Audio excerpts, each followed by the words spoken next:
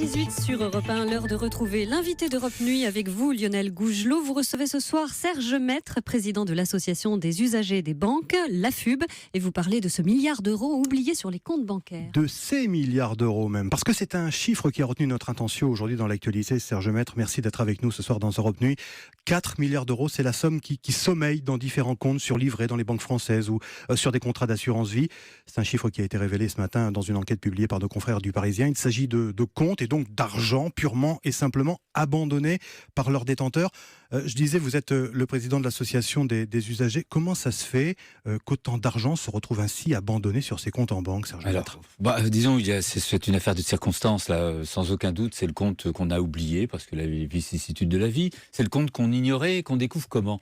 Eh bien, parce que dans un tiroir, un décès ou encore une séparation, un déménagement, on découvre un livret rouge, le vieux livret A, justement, qui était matérialisé par un carnet rouge. Ouais. Et puis là, on se dit, tiens dame, mais c'est devenu quoi ? C'était en France, c'était il y a longtemps. Et puis il y a aussi tous ceux qu'on ignorait. Ah bon ? Eh ben oui, il y a un aïeul qui est décédé. Et il avait des comptes, il avait un livret A notamment, et concrètement on l'ignorait. Et jusqu'à présent, on n'avait pas le moyen de savoir où il pouvait avoir ainsi placé son argent, si je puis l'exprimer comme ça. Alors on va revenir un petit peu dans quelques instants pour savoir ce qu'il faut faire. Est-ce qu'on a une idée du nombre de gens que ça concerne ?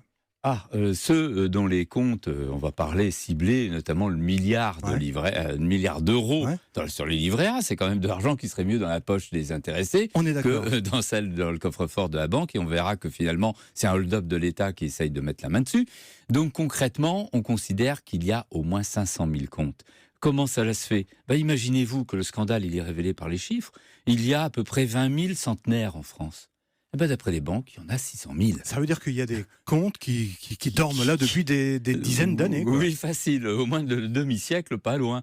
Et donc là, on ne savait pas jusqu'à présent, quand quelqu'un décédait, on se disait, mais qu'est-ce que je fais ? On ne savait pas où s'adresser. Quand on s'adressait au FICOBA, on se disait, attention, c'est... Bref, résultat, la loi nouvelle, la loi de juin 2014 est intervenue. Elle devrait avoir amélioré les choses. Elle a amélioré les choses, vous avez parlé d'assurance vie. Tout à fait, parce qu'il y en a une notamment qui s'est fait taper sur les doigts, 40 millions d'euros d'amende parce qu'elle ne faisait pas son travail.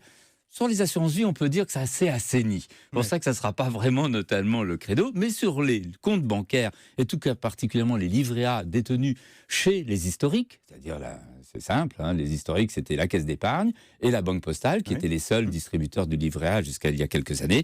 Eh bien là, on se rend compte qu'il y a beaucoup, beaucoup d'argent. Alors il faut les remuer un petit peu, ces institutions financières-là. On aurait bien voulu que fait la loi. La loi pour les assurances vie a imposé aux compagnies d'assurance vie d'aller chercher les bénéficiaires, de faire des recherches actives, pas théoriques. Là, sur les comptes, sur les livrets A, il n'y a pas d'obligation. Et on voit très bien la manœuvre de l'État. C'est d'un côté, il dit, vous banquiers, vous ne devez pas conserver l'argent. C'est pas tout à fait sain, c'est pas cohérent, c'est pas votre argent. Vous allez en faire quoi ? Vous allez le transmettre à l'État. Et oui.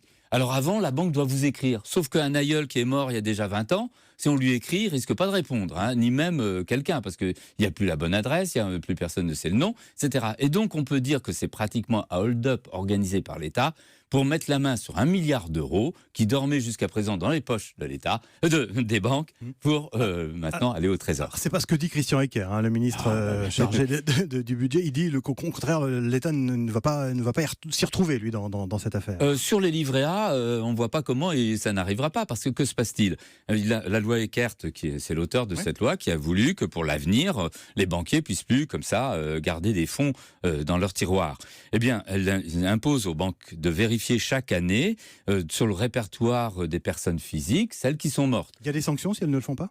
Pas vraiment. Soyons très concrets, pas vraiment. Deuxièmement, ils doivent écrire aux clients dont le compte est inactif depuis plus d'1 an. Obligation d'information. Voilà, obligation d'information, sauf que, comme j'ai dit, c'est des vieux livrets A. Et ces vieux livrets A, c'est le pactole, 1 milliard d'euros, rappelons-le.